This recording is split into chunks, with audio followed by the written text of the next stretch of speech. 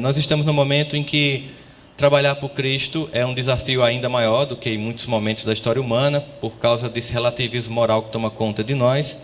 E eu queria começar contando uma história que eu ouvi uma vez, né? Que acho que ela me marcou para a gente entender o que é um trabalho da doutrina espírita num centro, porque para mim, uma instituição espírita, e Oscar muito bem retomou a importância de Paulo Estevam como uma obra que narra todo o bastidor dos primeiros passos do movimento do cristianismo, que começa a se institucionalizar na Casa do Caminho, né? A gente percebe isso, e como a dinâmica vai tendo lá, quando a gente vai para Atos dos Apóstolos, e a gente vê a narrativa de homens que tinham conflitos, que tinham diferenças, que nem sempre se entendiam, mas mantinham-se unidos em prol de um objetivo comum. Assim também é qualquer instituição, qualquer igreja, qualquer centro espírita, qualquer família, qualquer grupo de pessoas, né? E eu me lembro que certa feita estava tendo o aniversário da AME. Era o aniversário da AME e seu Nicolau, né, que é uma pessoa muito querida, muito admirada por mim. Acho que muitos de nós aqui tem ele como um baluarte do movimento espírita aqui. E seu Nicolau foi contar que ele, quando ele vendia sapato, não era seu Nicolau, numa sapataria, que eu até me lembro como era o nome daquele proprietário, seu Nicolau? Seu Gomes, ele era do Rotary, não era, seu Gomes? E aí seu Nicolau disse que começou a estudar, né? E aí seu Gomes chegou para ele: você quer estudar ou trabalhar? E seu Nicolau pensou assim: poxa, eu tenho 5 filhos, né? Só tinha Denise, né? Mas eu já estou projetando que o senhor sabia que ia acontecer. Aí já aprendi a contar a história, o senhor percebeu, né? Só tinha Denise, né? E aí seu Nicolau pensou assim: eu tenho uma família, eu tenho uma esposa, eu tenho um filho, então prioridade é trabalhar. E é interessante, porque a gente percebe o quanto a história de uma pessoa não necessariamente ele precisou de um curso para ser um grande divulgador do Evangelho, né? Porque isso de fato não determina a nossa capacidade de o sê-lo. Mas ele construiu uma família, que são 4 filhas e um filho, não é isso? São 5 pessoas, todas que eu admiro profundamente, né? Especialmente 2 que têm um carinho e um contato muito pessoal de amizade, que é Denise, que para nós também é uma referência, né, como oradora, como pessoa, e meu amigo agora, papai, que ele está vindo agora em dezembro, seu Nicolau? Ah, não pode porque ela está grávida, é verdade.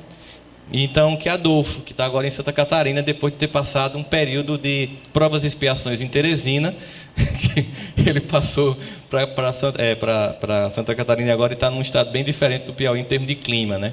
Mas também um grande trabalhador do movimento espírita. E aí eu fiquei pensando assim: quando você tem um objetivo principal, que era o que o seu Nicolau narrava lá, o objetivo dele era a manutenção da família dele, isso não significa dizer que ele não conseguiu cumprir o papel dele em outras áreas.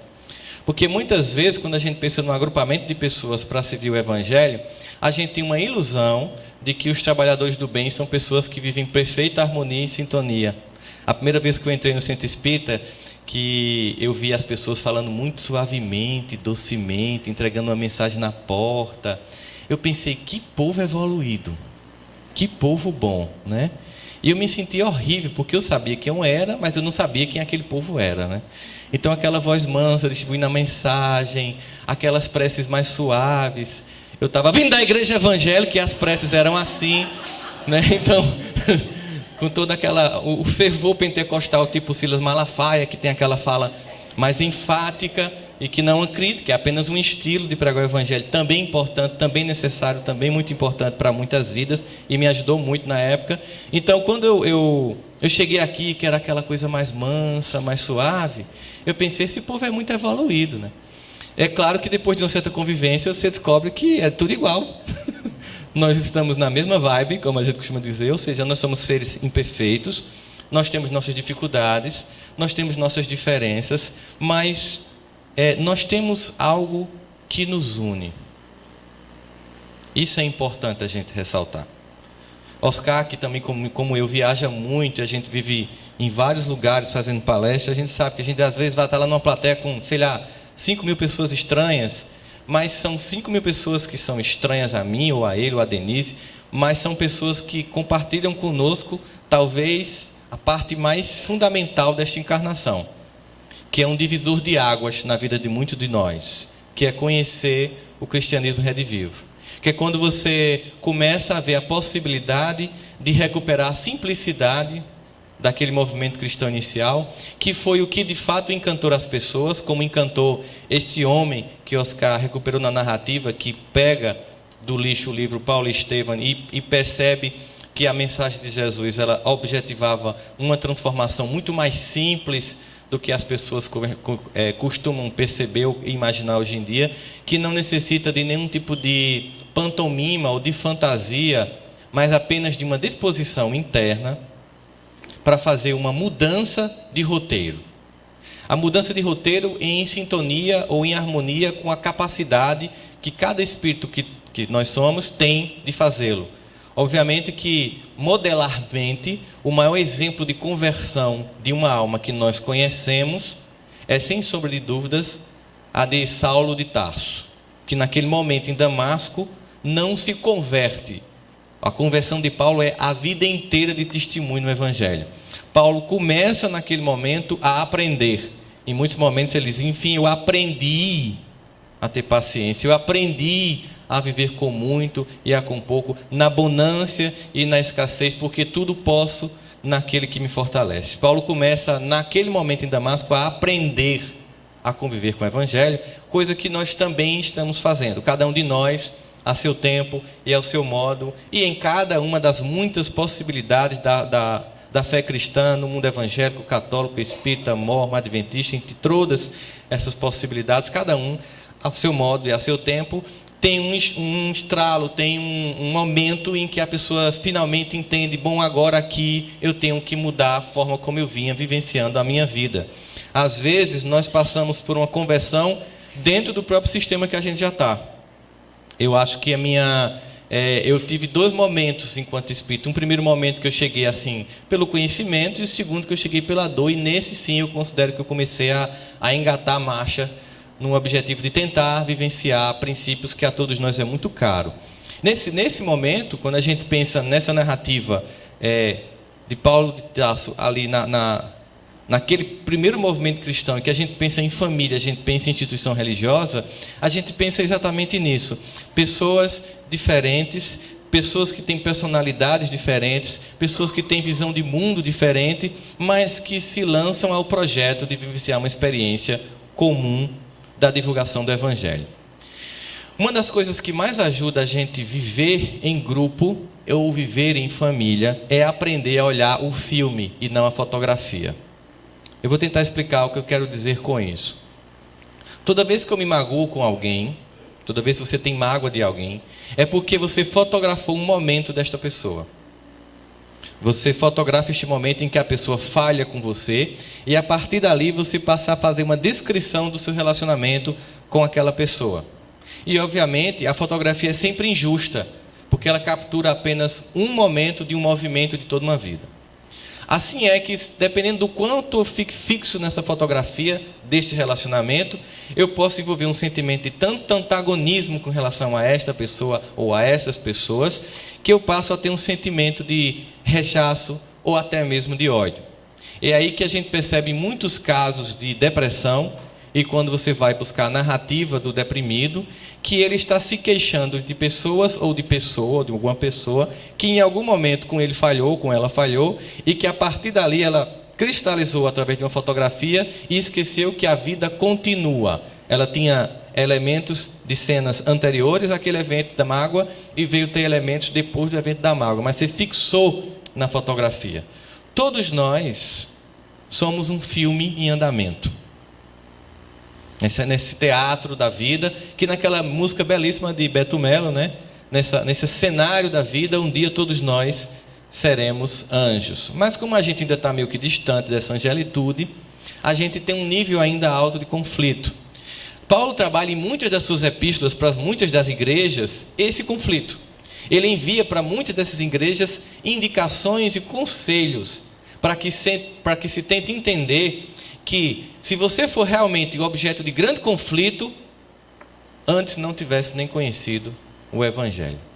Porque você vai fazer um trabalho contrário à divulgação do objetivo do Evangelho de Jesus. Ele vai dizer o seguinte, que nós temos que nos tolerar uns aos outros para vivenciar a experiência do Evangelho, lembrando que Jesus, que era perfeito, tolerou aquele grupo de imperfeitos que o cercava. Ou seja, eram homens imperfeitos, com dificuldades, com personalidades diferentes, uns mais arredios, alguns com características que, quando você observa hoje, dá para descrever como talvez alguém com bipolaridade, com uma dificuldade profunda de vivenciar a experiência, outros que não tinham capacidade de controlar o temperamento, eram mais intempestivos.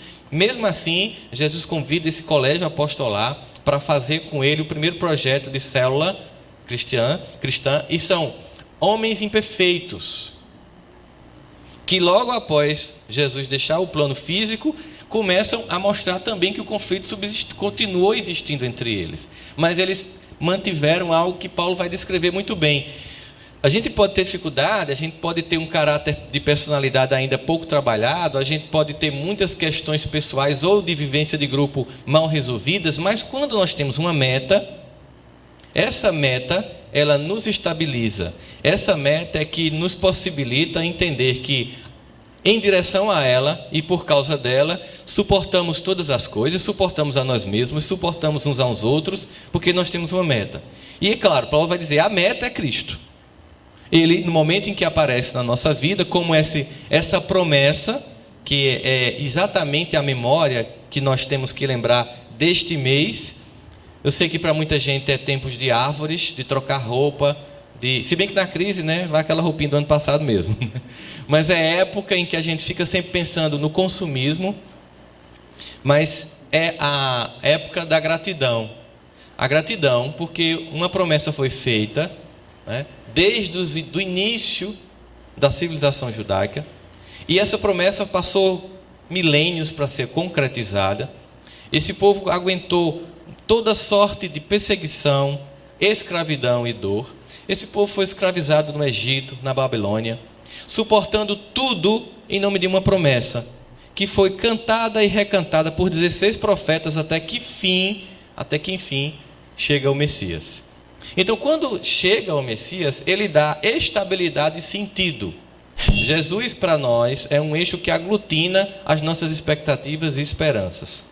Então, toda vez que a gente pensa no trabalho do bem, a gente pensa em servir o Evangelho, a gente pensa que, se eu não tiver o Cristo como meta, e se meu objetivo não for servi-lo, eu não fico em nenhum grupamento religioso, porque eu vou me decepcionar com todas as pessoas.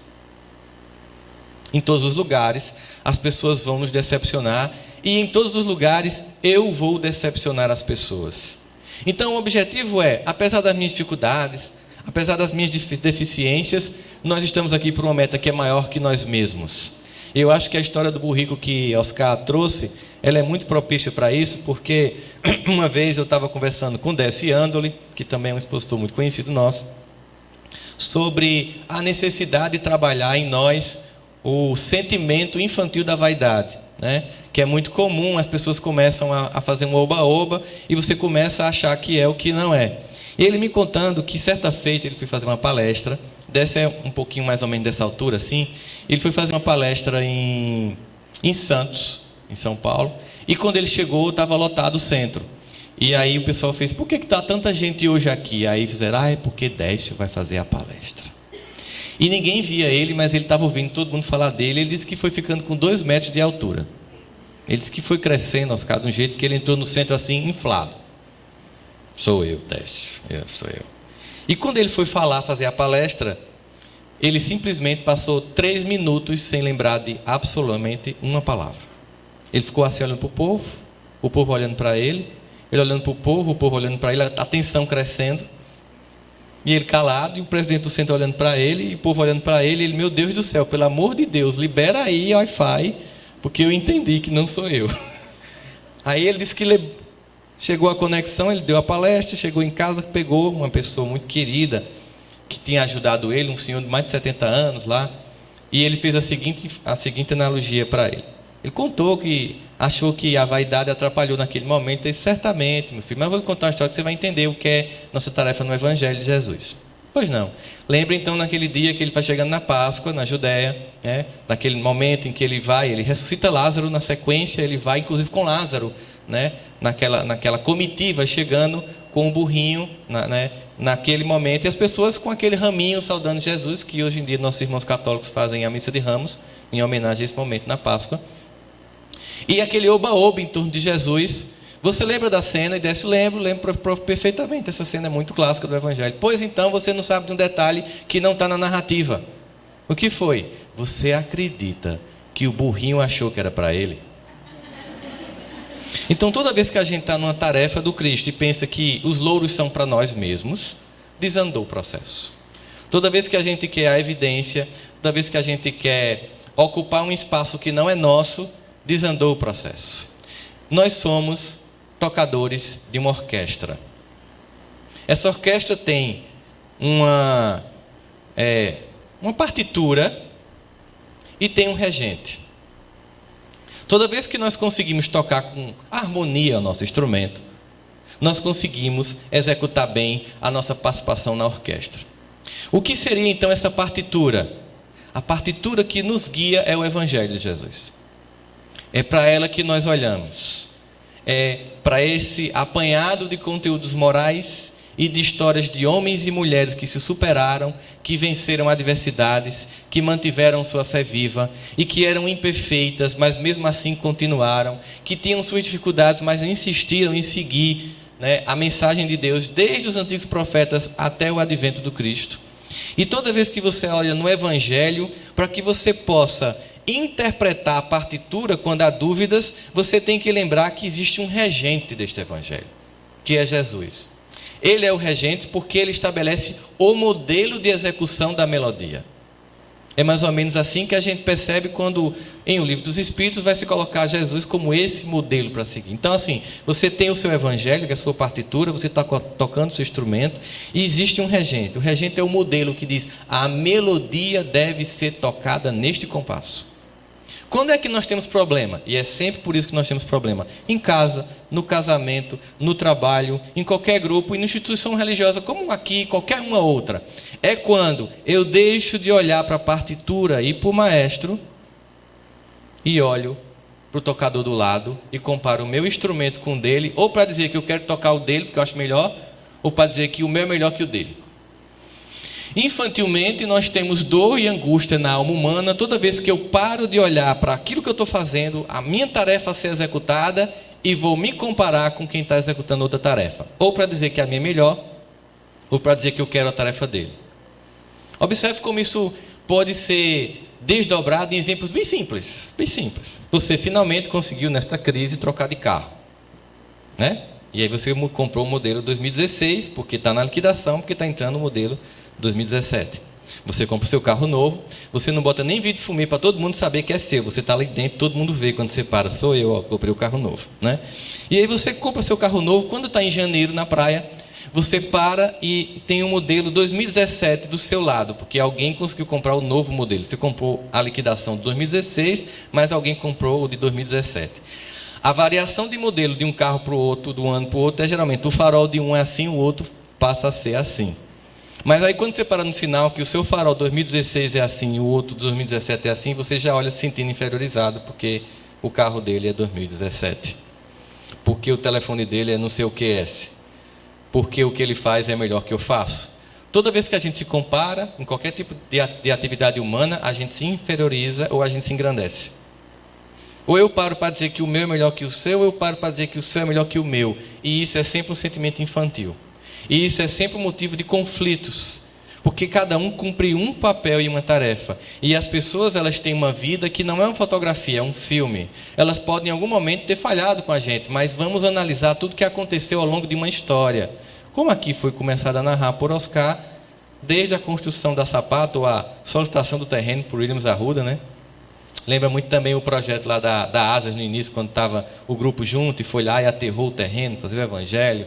E foi muito aterro de mão, eu lembro que tinha carrocinha de mão, fazer o evangelho junto. Depois a própria construção da seja, ou seja, as pessoas estão juntas tentando construir um trabalho no bem e elas são imperfeitas. Mas olha que coisa incrível, se Jesus chama um colégio apostolado de imperfeitos e os suporta, ele sendo perfeito, é o mínimo que nós, imperfeitos que somos, nos suportemos uns aos outros. Aliás, no capítulo 5 do Evangelho segundo o Espiritismo, bem longe do objetivo que ainda será alcançado um dia, pela eternidade que nos aguarda, de nos amarmos uns aos outros, bem longe disso estamos ainda, mas ainda mais próximo de um sentimento um pouco mais comum para nós. A irmã Rosália, no capítulo 5 do Evangelho segundo o Espiritismo, num dos comentários, diz o seguinte: o que nos é solicitado neste mundo que nos encontremos é que nos suporteis. Ela diz assim: o que vos é solicitado neste mundo e que vos encontreis é que vos suporteis uns aos outros, e é o que menos conseguis fazer. Olha a diferença entre amar ao próximo como a si mesmo e suportar ao próximo. Ela está sendo bem realista. No plano em que nós nos encontramos, o que nós temos que alcançar como meta agora é suportar. Não é nem tolerar, porque tolerar é um ponto acima de suportar. Mas suportar, imagina o que aconteceria hoje no planeta Terra se nós nos suportássemos. Os conflitos todos que nós conhecemos cessariam. Deixaria de ter sentido, por exemplo, o que está acontecendo, essa tragédia humana em 2016 na Síria. Estamos aqui, confortavelmente num país que tem dificuldades, mas longe da tragédia que está acontecendo lá.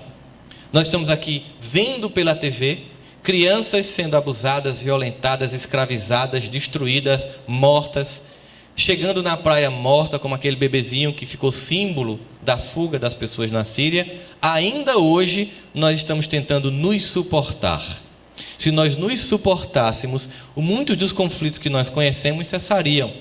Muitos dos relacionamentos complexos em casamento teriam muito do clima diminuído. Muitas dos climas familiares ou mesmo das tensões políticas seriam amenizadas, porque suportando-nos uns aos outros, nós permitiríamos que as pessoas fossem como elas são, sem querer adequá-las ao nosso modelo, à nossa métrica, à nossa forma. Nós criamos uma escala mental que julgamos ser a correta, acima de tudo, e queremos encaixar todo mundo como num gabarito nessa escala mental que a gente tem. Logo, aquele que não compartilha da nossa visão de mundo, aquele que não vive a vida conforme nós imaginamos que deva ser vivida, nós vamos dividir de forma infantil, a partir de um maniqueísmo psicológico entre eu sou do bem, você é do mal. Eu estou certo, você está errado. Meu grupo é o melhor, o seu é o pior. E essas divisões, claro que essas divisões atendem a um propósito. A quem deveria atender o propósito da divisão entre famílias e grupos? É uma pergunta. Quem se interessa em dividir grupos? Quem se interessa em destruir pessoas?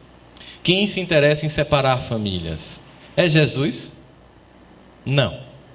Existe um antagonismo ao trabalho do Cristo? Sim. Então existe sim uma manipulação que nós vamos chamar de obsessores, sejam eles individuais ou coletivos, que os nossos irmãos evangélicos e católicos vão chamar de Satanás e seus seguidores. Não importa que nome a gente der, a gente não pode negar que, se existe vontade de servir a Jesus, existem aqueles que são contrários a esse trabalho e que instigam, que instilam, que provocam, que fazem tudo para que o conflito se estabeleça, porque uma das formas de manter o domínio pelo mal é a divisão das pessoas. Vamos lembrar politicamente de um regime bastante conhecido nosso, que de forma muito recente praticou esta forma nefasta de domínio, que foi o apartheid na África do Sul. Eles jogavam os grupos dentro da África do Sul uns contra os outros, evitando inclusive que eles aprendessem a falar inglês, para que eles não se comunicassem entre si, já que eram dialetos diferentes, para dividir uma população de maioria negra para que fosse dominada por uma população de minoria branca. 95% de pessoas divididas propositadamente, não falando a mesma língua, dominadas por 5% de pessoas falando o mesmo idioma. Mas o regime caiu. Isso é um exemplo claro, aqui, histórico, de como é que você divide para que o mal avance. Porque o bem, ele propõe. A proposta do Evangelho é uma proposta é uma proposta, Aqui existe uma proposta de construção de uma nova criatura. Aqui existe uma proposta de implodir o velho para surgir o novo. Isso dói, isso machuca, isso gera certas angústias, mas é um processo sem o qual o novo não vai surgir. Por isso a lei de destruição é uma das leis estabelecidas no Livro dos Espíritos. Mas existe as pessoas que querem a manutenção do caos, obviamente. E esses antagônicos ao trabalho no bem, que nós podemos dar qualquer nome, eles existem sim, e eles instigam. O fato de que nós falamos ou pouco menos deles do que alguns outros irmãos nossos no campo da fé, não significa dizer que nós devemos ignorar que existe uma oposição invisível ao trabalho de Jesus, muito bem descrita no Evangelho, quando vai dizer que não é uma luta de sangue e de carne, mas contra principados e potestades. Enquanto nós estamos aqui apenas imaginando sobre os nossos pequenos conflitos de identidade, de forma de construção de um centro espírita, no fundo existe todo um trabalho ardiloso, invisível, que tenta nos jogar contra o outro para dividir o bem, para que o mal prospere. Acontece que nós somos quem? O que é que o Evangelho segundo o Espiritismo diz sobre nós espíritas? Que categoria de trabalhadores nós somos, né? Nós somos os trabalhadores da última hora. Nós somos certamente, bem provavelmente, muitos de nós, e quando Oscar diz que abriu a juventude franciscana, né? A gente teve por lá, né, Oscar? Olha só, gente. A gente teve por lá. Então, essa vivência anterior a esse processo espiritual faz com que muitos de nós tenham uma profunda lembrança do que foi a vivência no campo da fé, mas, sobretudo, o que foi a falência no campo da fé. O que foi nós termos acessado a mensagem de Jesus e, infelizmente, termos nos equivocados na utilização dessa mensagem, não para servir o Evangelho, mas para servir-se do Evangelho.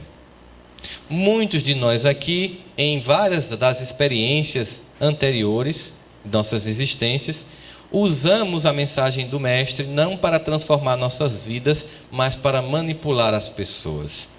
Muitos de nós aqui caiu, seja na Reforma, na Contra-Reforma, na Noite de São Bartolomeu, nos muitos monastérios da Idade Média inteira, e hoje nós somos chamados novamente pelo Messias para que a gente possa fazer diferente.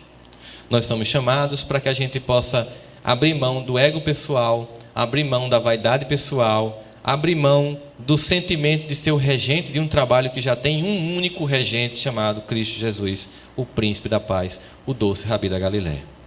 Para que a gente se concentre na partitura e no maestro. E que deixe que cada um execute da sua forma, ao seu tempo, do seu jeito, a melodia de sua existência. Para que cada um de nós fique muito mais preocupado em afinar o próprio instrumento, sem dar conta do instrumento desafinado do próximo que está ao nosso lado. Porque a única coisa que nós podemos fazer em relação ao próximo que tem um instrumento desafinado é sair da nossa partitura, tomar o instrumento para ajudá-lo a afinar. Se esse não for meu objetivo, que eu fique em silêncio. Se eu não puder colaborar com a afinação do instrumento do próximo, que eu não seja aquele que critica, que aponta e que denuncia que o outro está desafinado. Porque todos nós teremos tempo para aprender a afinar o próprio instrumento. Quando nós abrimos mãos da crítica sem sentido ou vazia, nós começamos sim a construir a harmonia. Observe, eu sei que vocês não têm uma coisa hoje comum que eu tenho, né? Chama-se grupo familiar de WhatsApp. Observe o que acontece num grupo familiar de WhatsApp. Nós, quando estamos conversando uns com os outros, nós temos garantidos, numa conversa pessoal, a leitura simbólica e objetiva das expressões faciais. Enquanto eu estou conversando com alguém, eu estou vendo se a pessoa está evitando olhar para mim, não, Fabiano? Estou vendo se a pessoa está simulando, se ela está sorrindo. Então, essas leituras que a gente tem enquanto conversa, mesmo assim gera ruído. Imagina uma conversa de WhatsApp familiar com não sei quantas pessoas. Para tentar compensar a falta da leitura facial, as pessoas criaram os emojis. Aquelas carinhas que a gente coloca, substituindo a expressão facial. Mas muitas vezes, na pressa da digitação, a gente bota a carinha errada. Eu já desejei luto com carinha sorrindo. Já aconteceu com vocês? Ou então mandei beijo para homem, que não era para mandar. Desculpa, errado, era esse, do piscadinha. A gente percebe que nós temos muita possibilidade de ruído. Desde um pequeno grupo do WhatsApp familiar, um grupo em que a gente vai trabalhar numa empresa, numa instituição pública ou numa instituição religiosa.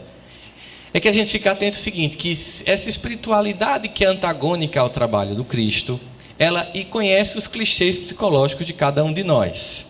A nossa tela mental, ela é projetada como um data show. Então, enquanto nós estamos aqui pensando, todos nós estamos aqui ouvindo a palestra, mas estamos pensando, ou refletindo, ou concordando, ou discordando, ou lembrando de algumas coisas. E essa atividade toda mental, ela está sendo projetada, criando a psicosfera deste ambiente aqui agora. Esses irmãos que são antagônicos ao trabalho do bem, eles veem com nitidez a projeção dessa tela mental e conseguem ver que fulano está com raiva de cicrano e quer conflito. O que é que eles fazem? Eles estimulam a imagem dessa tela mental, reforçando a fotografia em que eu vou ver, por exemplo, com relação a Carol ou a Christian, apenas o lado negativo deles. E eu vou reforçar apenas esse lado, eu vou criar uma cristalização desse lado, desconsiderando que esta pessoa também tem virtudes, que essa pessoa também tem contribuição, ou no mínimo teve contribuição, que não pode ser ignorada. Por isso que o trabalho do bem exige de nós o sentimento de humildade. O sentimento de humildade faz com que a gente deixe que o ego que atrapalha dê lugar àquela nossa essência, que é o self, que seria aquele nosso lado mais limpo, mais saudável, para que ele realmente vá se empoderando dentro da nossa personalidade, para que vá cedendo lugar à velha criatura e a nova criatura venha acontecendo, tendo de fato como modelo a mensagem do Messias. E aí a gente insiste em continuar trabalhando apesar dos conflitos. E a gente então começa a entender assim, que eu não seja o motivo do conflito, que eu não seja o causador do conflito, ou que eu não seja o que insufla o conflito, mas que eu seja aquele que apazigua. E muitas vezes a gente tem que dialogar, a gente tem que ter a simplicidade de dialogar. Eu vou contar aqui um testemunho, até porque tem um personagem que está aqui comigo, que a gente teve a oportunidade de passar um tempo assim meio brabo um com o outro, que foi eu e Ivanildo, né? E aí Ivanildo está aqui porque ele sabe como foi importante a gente ter a humildade de conversar um com o outro. Há um tempo atrás, nós criamos uma ONG chamada Campina Espírita, que tinha o objetivo de fazer exatamente o que o SET faz hoje. O objetivo era esse. Mas por imaturidade, não houve uma comunicação clara de qual era esse objetivo e pareceu, no primeiro momento, que essa ONG queria competir com a AME. E se criou um clima. Obviamente, o que é que acontece? Gente de um lado, gente do outro, vai só para detonar. Aí eu liguei para Ivanildo, vamos conversar, porque estão dizendo um monte de coisa de tu, estão dizendo um monte de coisa de mim, e a gente tem um objetivo comum. A gente marcou um almoço, foi até naquele restaurante ali na 13 de maio, como é o nome daquele restaurante, Ivanildo? Vila Antiga. Não porque a gente é velho, a gente achou legal o restaurante Vila Antiga, e a gente se juntou, a gente conversou, a gente pediu desculpa pelo ruído de comunicação e hoje são pessoas que a gente vive muito bem. É um querido amigo, por isso que eu chamo ele de chefinho. Mas a gente foi lá e tentou resolver. A gente sentou e conversou. Porque o objetivo da gente é muito maior do que o que nos separa. Nós estamos aqui no movimento espírita por coisas muito maiores do que nosso ego. Muito maior do que nossas pequenas querelas. Muito maior do que qualquer coisa que possa vir a nos separar. Esse é o nosso objetivo. Nós temos uma humanidade que está sedenta, que está deprimida. Nós temos agora descrições da Organização Mundial de Saúde que em menos de 15 anos, 50% da humanidade terá transtornos severos psicológicos e psiquiátricos. Ou seja, de cada 2 pessoas encarnadas, uma estará com transtorno psiquiátrico. Olhe para quem está do seu lado. Ou vai ser você ou vai ser essa pessoa. Nós temos uma humanidade em que o relativismo moral toma conta, em que a música prega coisas nefastas, que a sexualidade ficou completamente pervertida e que as pessoas perderam o prumo, o norte. E a gente não pode, a gente não deve, não faz sentido, em meio a tanta dor, tanta angústia, a gente perder tempo de divulgar e salvar vidas e consolar almas por causa das nossas briguinhas particulares.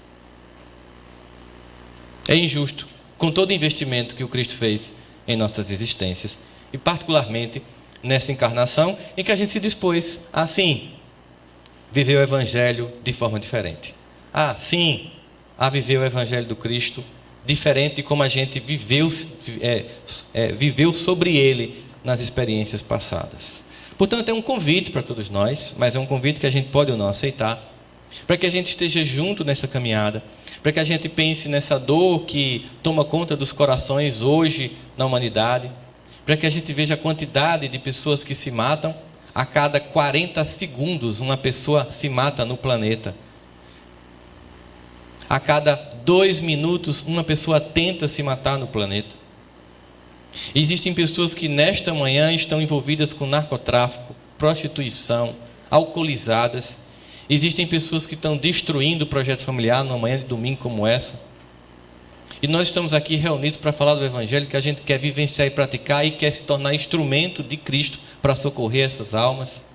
Nesta mesma manhã que nós estamos aqui reunidos, obviamente, não somente nós espíritas, mas irmãos nossos em igrejas católicas, em templos evangélicos também estão unidos com o mesmo objetivo, com o mesmo propósito, abraçando a mesma causa. Nem eles são nossos antagônicos e rivais, são irmãos que trabalham pela mesma causa, mesmo que achem que somente um tem a verdade, não importa, um dia todos perceberemos que todos trabalhamos para a mesma causa. E existe um grupo pequeno dos que estão dispostos a servir e um grupo de multidão de perdidos. Continua muito pouco ainda o número de discípulos que viram apóstolos, porque ainda continua muito sedenta a humanidade de Jesus. Nós nos emocionamos até com propaganda de Papai Noel, quando chega em dezembro, mas o clima que este mês faz reviver é exatamente o poder do amor de Deus. Porque você imagina um evento que aconteceu há mais de 2000 anos evocar tantas emoções em nós. A presença de Jesus entre nós é a mais perfeita, ou o mais perfeito testemunho do quanto Deus nos ama. Quando nós nos decepcionamos com as pessoas, e nós nos decepcionamos, quando nós nos decepcionamos com os familiares, e nós nos decepcionamos, e quando nós nos decepcionamos conosco mesmo, e nós nos decepcionamos, Deus ofereceu uma única personalidade instável que não nos decepciona, que é Jesus. E quando eu resolvo estabilizar minhas emoções a partir deste que é estável, que não tem crise, que não vacila, que não diz o que não faz, e que era tão coerente no que fazia, que fez o apóstolo João em seu evangelho dizer que ele era o verbo que se fez carne, ou seja, aquele cuja diferença entre o que falava e o que fazia não existia, era a própria ação e testemunho do que pregava. É exatamente esse ser, esse modelo que nos balsamiza e nos estabelece a esperança. Não somos nós uns aos outros que nós vamos insuflar as esperanças. Óbvio, claro, que a figura do mestre, para nós, muitas vezes é distante, porque nós esquecemos de ter uma coisa fundamental no relacionamento com Deus. Uma palavra sem a qual você não estabelece relação com Deus. Quando a gente tem um bom relacionamento afetivo, eu conheci uma pessoa muito legal, e é muito legal porque tem muitas características. Mas qual é a característica que a gente mais diz de um casamento, de um relacionamento, de um namoro duradouro? O que vocês pensam assim? Quando a gente tem uma coisa muito, muito comum. A gente fazia, por exemplo, as coisas juntos. A gente tinha muitas coisas que fazíamos conjuntamente. E a gente chegava até a nem precisar mais falar um para o outro o que pensava. Porque depois de um tempo, e certamente seu Heriberto e Dona Edith são assim, depois de um tempo basta olhar, né, seu Heriberto? Que você sabe o que o outro está pensando. A gente chama isso de quê? Cumplicidade. Qual é a cumplicidade? A cumplicidade é que eu estou com você o tempo todo. Eu tenho certeza que se Dona Edith for no comércio comprar uma coisa, ela não precisa ligar para o seu Heriberto para saber como é que ele pensa sobre a coisa.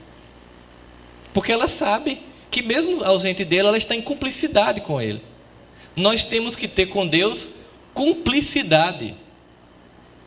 A cumplicidade é o seguinte, é quando eu estou com ele o tempo todo. Às vezes as pessoas colocam Jesus, Deus assim, com uma distância muito grande. E aí, como eles distanciam muito, eu vou focar, sabe em quem? Em Oscar, enroçando. Aí, coitado.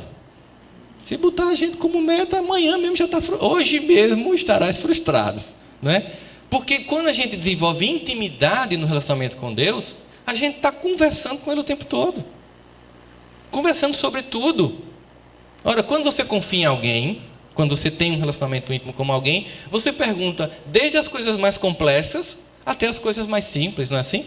Quando você tem uma intimidade com alguém, você diz assim, eu estou pensando se eu faço ou não tal curso, eu estou pensando se eu saio ou não de tal emprego. Você também pergunta, será que eu devo ou não ir? Você está se relacionando o tempo inteiro. O grande objetivo do Evangelho é que a gente desenvolva um relacionamento cotidiano, porque veja, quem está conosco 24 horas o tempo inteiro é Deus, porque nós estamos no hálito de Deus. Então desenvolver essa cumplicidade, estar sempre conversando, o que é que eu faço, sabe? Depois que você começa a entender que Deus não é um político distante de uma hierarquia superior que você não alcança, que Ele não está em seu poder representado como os falhos humanos em seu poder temporal, e que são distantes. Como é que eu me aproximo do presidente, do governador, do prefeito, do ministro? São autoridades para nós, elas são distantes e inacessíveis. Deus é exatamente o oposto de tudo isso. Ele é uma autoridade maior do que todas as constituídas temporariamente na terra, e Ele é próximo e completamente acessível. Mas a gente não tem este relacionamento. Quando a gente desenvolve essa cumplicidade, a gente está lá no movimento do trabalho no bem, e quando a gente fica chateado com alguém, a gente pensa assim, bom papai, é o seguinte, eu também já chateei as pessoas, eu também já falhei com as pessoas, eu também tenho as minhas incoerências, então eu preciso agora silenciar, porque um dia fulano erra, outro dia sou eu que erro, mas sabe de uma coisa? Eu queria te agradecer porque nós estamos aqui, nós estamos insistindo, nós estamos juntos. E olha, às vezes não precisa estar no mesmo ambiente, a gente está servindo. E isso marca a gente de uma forma tão impressionante que você se distancia das pessoas no tempo e na geografia, mas se em algum momento você teve relacionamento com essa pessoa e esse relacionamento foi pautado no Evangelho de Jesus, você nunca perde a intimidade. Fabiano, por exemplo, é uma criatura que eu tenho no coração profundamente, a gente se conheceu na juventude da UF, né? Ele não mora mais aqui, esse safado, nojento, devia estar aqui, né? Mas Campina é assim, ela produz trabalhador para mandar para fora, a gente é exportador de trabalho espírita, né, Oscar? Mas Campina, como tem a universidade que produz muita gente para fora, a gente também no movimento espírita faz isso, mas a gente tem vontade que todo mundo fique perto, sabe, Fabiano? Que a gente continue aqui nessa intimidade. E mesmo assim, fazia tanto tempo que eu não via esse danado, quando eu vi ele hoje aqui, eu disse, meu Deus, eu vou ver Fabiano, vou dar um abraço nesse danado. Porque quando a gente conhece as pessoas, e quando esse conhecimento ele aconteceu na época do trabalho com Cristo, a ligação ela não muda nunca, incrível. Você não perde a intimidade porque perdeu o contato, a intimidade continua a mesma. E nós somos esses. Nós somos aqueles que nós não devemos nos acusar, nos diminuir, e nos engrandecer, nem nos envaidecer. Nós estamos juntos. Temos dificuldades? Mas a gente está junto aqui, gente. Que coisa maravilhosa. Todo mundo que trabalha no bem, sabe que trabalha no bem com as pessoas, sem as pessoas, apesar das pessoas. Porque o trabalho é do Cristo. Ele espera que a gente se candidate até a honra, como diz Emmanuel.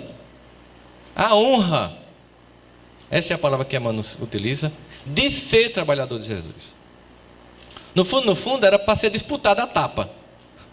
Está trabalhando para Jesus.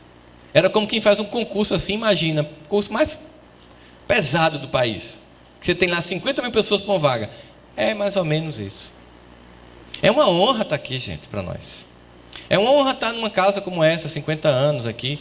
Seja quem esteve, quem continua, quem está, quem estará. É uma honra ser chamado como trabalhador de uma hora para trabalhar para o Evangelho de Jesus. E essa honra, ela tem que estar acima das pequenas querelas, porque passam. Poxa vida, a gente está aqui por um objetivo maior. Para as muitas pessoas que foram consoladas e que são consoladas, para as pessoas que vêm às reuniões públicas e que vêm na segunda-feira sentar ali do lado de Dona Edith para dar uma conversadinha com ela, tomar um passe, que vieram aqui desde o começo, quando a sua irmã fez a sapata, né? E que começou, que faz Oscar pegar um estudante de psicologia e achar que pode falar do Evangelho. essa insistência das pessoas em vamos lá, estamos juntos, tem uma causa maior que nós, juntos estamos juntos. Diferenças nós temos, mas a gente está junto. Isso se chama família. Família é aquele lugar onde tem pessoas que vivem formas diferentes, que pensam diferente, que têm formas de ver o mundo diferente, mas que estão juntos por um objetivo maior, que é a construção do amor naquele relacionamento coletivo ali. E na medida que a gente vai crescendo, amadurecendo, a gente vai percebendo que o ego vai ficando mais maduro, vai ficando um pouco mais tranquilo, aquela sensação de individuação, de personalidade um pouco mais completa, vai dando lugar e a gente vai tendo um sentimento de gratidão. A gente percebe a gratidão quando a gente olha para todos os personagens da nossa vida, seja na família, seja em qualquer lugar, e observa o bom que aquela pessoa trouxe. Enfim, a coisa começa a fluir, porque eu quero dar uma pausa agora para a gente. A coisa começa a fluir quando a gente começa a seguir um conselho muito sábio, dos muitos conselhos que o apóstolo Paulo nos ofereceu. Vede tudo e retende o que é bom. Como é que eu me relaciono com as pessoas? Eu vejo tudo, mas eu retenho o que é bom. Como é que eu me deprimo na vida? Eu vejo tudo, mas eu retenho o que é ruim. Quando é que eu estabilizo a mágoa? Quando eu vejo tudo, mas eu fotografo o dia que você falhou. Olha como isso é injusto. Todos nós conhecemos a parábola da mulher adúltera, a história da mulher adúltera, que é contada no Evangelho por Jesus. Aquele momento em que as pessoas pegam uma pedra para jogar na mulher, e todos nós concordamos que aquilo é ridículo, e que todos nós não teríamos capacidade de julgamento, e que nenhum de nós poderia levantar a pedra. Essa mensagem está aí, ecoando em nossos corações, há mais de 2000 anos. Mas um pouco recentemente, eu acho que ainda este ano, um homem filmou sua esposa saindo do motel, uma mulher chamada Fabiola, numa cena deplorável que rodou o WhatsApp de todo o país, em que cada um de nós jogou uma pedra virtual. Aquela cena de Fabiola é a fotografia de uma vida. Ela não se define pelo momento da queda. E nenhum de nós gostaria de, no momento da queda, ser filmado e colocado no YouTube. Deus não vê a fotografia, Deus vê o filme. Com uma vantagem, Ele vê os capítulos que a gente ainda nem construiu, porque Ele sabe que a gente vai construir. Que possamos também, para vivermos juntos, observar o que está além. Não fotografar as coisas, as pequenas cenas que passam. Observar o filme e a contribuição de cada um que ao longo desses 50 anos e dos próximos que certamente virão, construirão a história de uma entre muitas embaixadas do Senhor Jesus na terra, hoje chamada aqui discípulos de Jesus. Obrigado pela atenção, gente. Vamos para o intervalo agora, né, Carlinha? Tu diz aqui como é que vai ser?